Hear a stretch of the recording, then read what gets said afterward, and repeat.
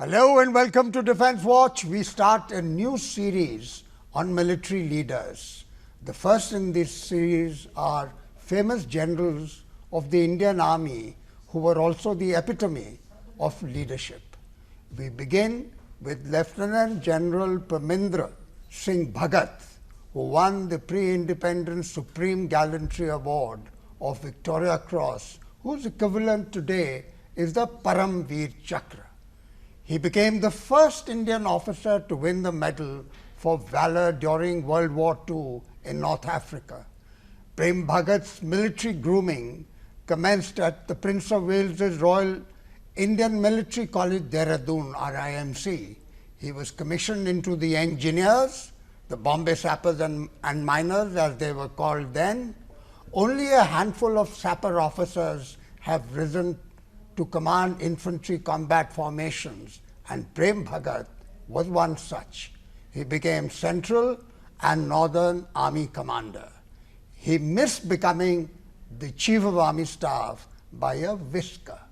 After retiring, the government used his military skills and leadership in reviving the decaying Damodar Valley Corporation into a dynamic powerhouse. Prem Bhagat was an intellectual and wrote several monographs and books. He so endeared himself to officers and Jawans alike that he was not just the soldier's general, but also the general's general. To help us chart his valor, courage and military acumen, both on the battlefield and in the boardroom, are Lieutenant General S.K. Sinha. He is the former Vice Chief of Army Staff and a decisive military historian.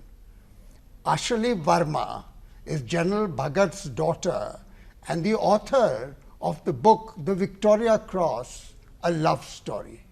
And Major General V.K. Singh, he is author of the book Leadership in the Indian Army. So we couldn't have got a better panel, and the best way to start this panel discussion is to ask Ashi about General Prem Bhagat's early days. And why not start with the RIMC, the Prince of Wales's military college, where he got his military grooming. Ashi.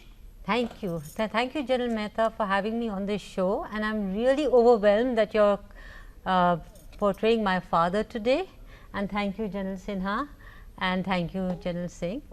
As far as RMC and his early days are concerned, he was actually not considered to be a very bright student. He was naughty, and his professors, according to them, his teachers, they said, cheerful little chappy, he will go far. His older brothers were considered far more bright. And he was they were also in the RIMC. They were also. Yes. But they were leaders, and they were slotted to be leaders in the army, while my father was considered to be just a playful, naughty little fellow. Section Master Wood also said that Prem talks all day and he has good command on English. Well, well, obviously. Yes, he did. He wrote many books. Yeah. But those days, I think RIMC taught almost everybody to have a good command of English. You know, it was a British school. Right. And at the Indian Military Academy? At the Indian Military Academy? Yeah, I think VK, in your book, you have written about what his company commander wrote about Prem Bhagat, and if I can quote, or you. Yeah, I remember what I wrote. You see, like Ashali has brought out, you see in the first few terms, he was treated as a very, casual cadet. He didn't seem to take interest as much as his elder brothers, both Tony and Tutu. And in fact, Tony was a brightest of the lot who passed out in the first course with Sam Manekshaw and company, and he got the gold medal. And Tutu Bhagat, who joined signals, he also commanded a brigade. Of course, he left the army earlier, but he was also an outstanding cadet. But what is very interesting in the quotation is that on Prem Bhagat is that he has, however, much too high an opinion of himself and suffers from a quick temper. Yes. And later on, the commandant also makes remarks which do not suggest that this officer would go high in life. Now, another facet, Ashi, about his life was his marriage. Yes.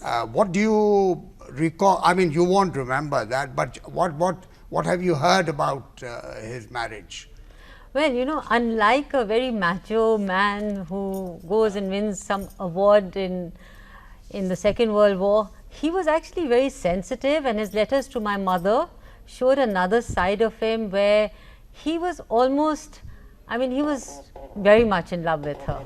And they had a pretty good marriage, and that is why I brought out this aspect in my book about how throughout his life he was not only an army man, but he was also a very, very close-knit family man. And I think another very interesting quotation from your book is about about the British Commissioner of Pune, who after a very tiring motor ride with Prem Bhagat is telling your father, or rather your mother's father, that this chap is going to the wars. You mark my words, he will either be shot or win the Victoria Cross. And that was said on the golf course, in Pune. Yes. So, very prophetic indeed.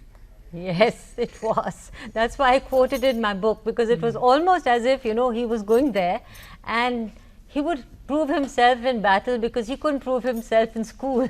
Well, as a Rimkolian, I recall Prem Bhagat, when he would come back to the RIMC, we would watch him. He would climb the ambassador car, the bonnet, and these guys used to dance, and his favorite songs were at that time Naini Talo and Gore Gore Banke Chore. And this was, we as young boys, we used to peep from behind the buildings and watch these illustrious Bhagats and Bevoors dance and sing. But on a more serious note, General Sinha, after his while he was still in the academy and while he was in the being commissioned, what do you recall of those days? Well, the first time I met him was when he was a lieutenant colonel commanding an engineer regiment at Jalandhar, and I was then a major on the staff of Lieutenant General Sir Dudley Russell, the army commander. Not yet. I had heard of him in my student days when he had won the Victoria Cross and had become a national, if not an international hero. What impressed me at the first meeting was his positive way of tackling problems. There was hardly any road between Pathankot and Jammu. There were no bridges. And he assured the army commander that he would do it, and he delivered.